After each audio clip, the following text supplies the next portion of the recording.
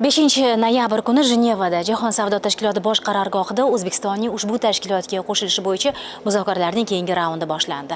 Bu ishchi guruhning 11-yig'ilishi. Ushbu masala bo'yicha Hukumat komissiyasi raisi bosh vazir o'rinbosari Jamshid Xo'jayev, bosh muzokarachi Azizbek Urunov, vazir o'rinbosarlari, idora va tashkilotlardan JST masalalari bilan shug'ullanuvchi mutaxassislar, xullas O'zbekiston jamoasi shu yerda. Ikki kun mobaynida a'zo va kuzatuvchi davlatlar, xalqaro tashkilotlar vakillari ishtirokida O'zbekistonning Jahon savdo tashkilotiga qo'shilishi bo'yicha tayyorgarlik jarayonlari muhokama qilinadi. Mamlakatimiz o'z zimmasiga oladigan majburiyatlar birma-bir ko'rib chiqiladi. O'tgan yig'ilishda o'rtaga tashlangan savollarga javob beriladi.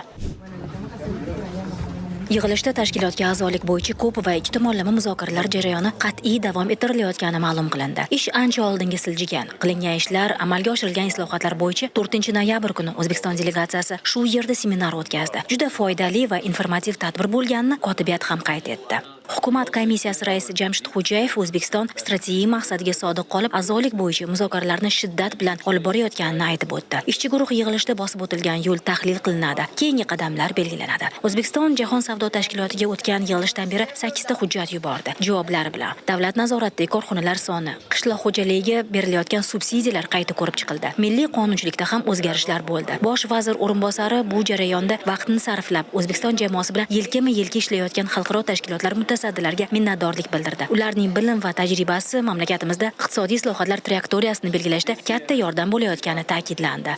Yaxshi boshlavordik. Endi texnik jihatdan tartibga solish yo'nalishida juda ham ko'p savollar bor. Endi shu savolga endi puxta tayyorgarlik qilib javob beramiz.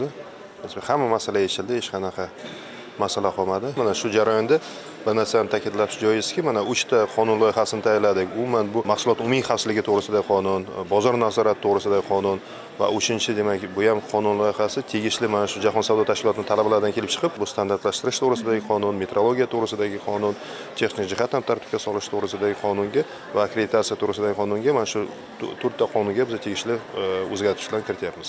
A'zo mamlakatlar bilan ikki tomonlama muzokaralar davom etmoqda. 31 ta davlat bilan bozorga kirish shartlari kelishildi. 4-noyabr kuni Kanada, bugun esa yana bir mamlakat Panama bilan uzoq davom etgan kelishuv jarayoni yakunlandi. Bu bo'yicha protokolga qo'l qo'yildi.